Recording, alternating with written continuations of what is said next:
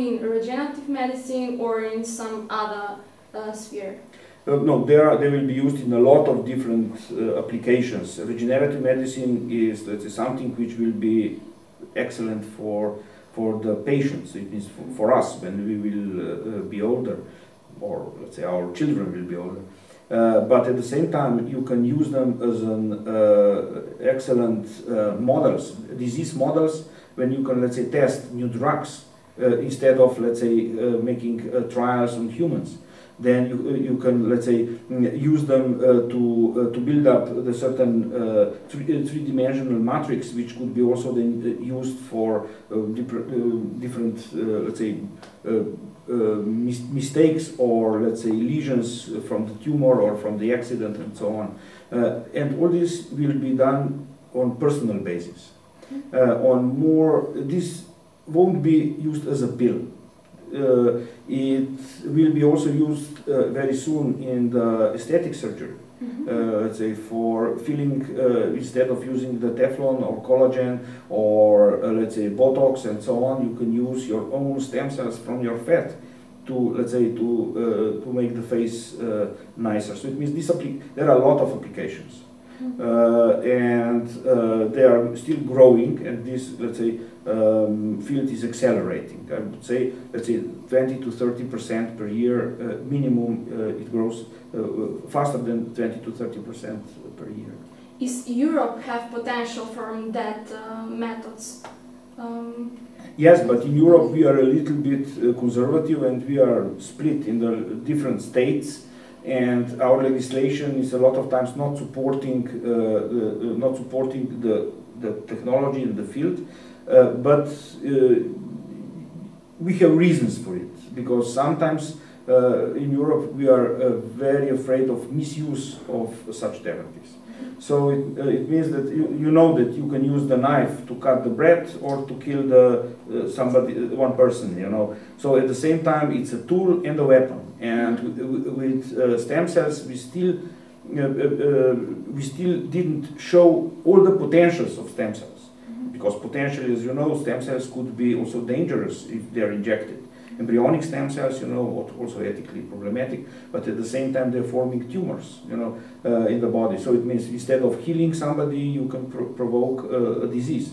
All these things should be checked, and that's the topic of the researchers like you and you all on this conference, to, let's say, find the ways how to use them. Our company, this is a young company, it's 3 years old. I joined them 1 month ago.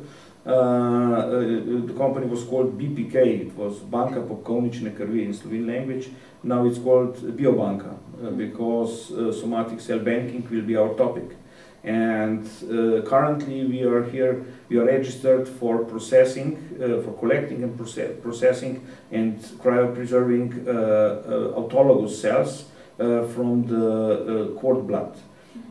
So it means we have to have a contract with the mother or parents at the time of the birth, just before the placenta is born. The nurses take a portion of the cord blood logically without any harm for the mother or for a child, and then bring this portion, our logistic center brings this portion to our laboratories, and we then isolate and cryopreserve the whole sample. Currently we are collecting whole blood and also storing it, but in near future we will reduce it. We will reduce the volume of the cord blood to have, let's say, better or smaller samples. The next steps are also the tissues which are close to the placenta, the so-called Wharton jelly, which is full of excellent potential mesenchymal stem cells, which will have better potential in regenerative medicine than, let's say, cord blood itself. So that's the topic which we are working on, and with our collaborating companies and universities and the Blood Transfusion Center and the National Institute of Biology, we are developing new therapies with using these cord blood stem cells.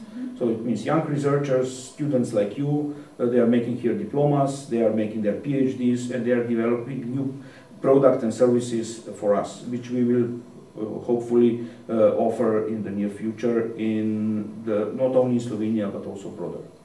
At the end, I want to ask something about adult stem cells. A lot of students ask me what is it, what is the potential of that cells. Is it useful? Are the same like a stem cells, embryonic stem cells, or is it something else?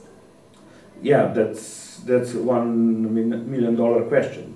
Nobody knows, and nobody could be sure. There are a lot of speculations about it, but the main let's say, logic also shows that, let's say, adult stem cells, which are present in our body, they are in very small numbers, and they are there among billions of cells, each only one stem cells with the potential of the full differentiation.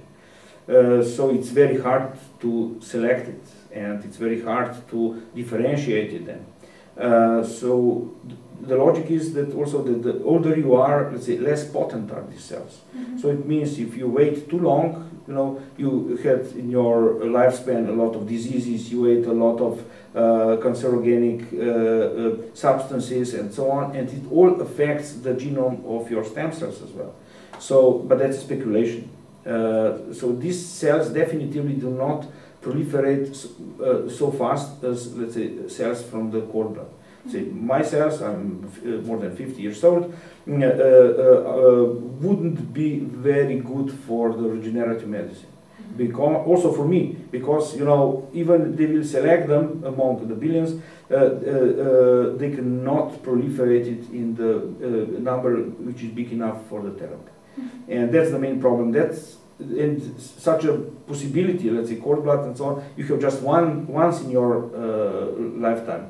And that's a question. Is it, let's say, worth to save it for your future, or is just, let's say, hope and more hype? Thank you about your time, and want to thank to the students and send best wishes. Thank you and goodbye. So have a nice conference in Macedonia. Bye. Bye.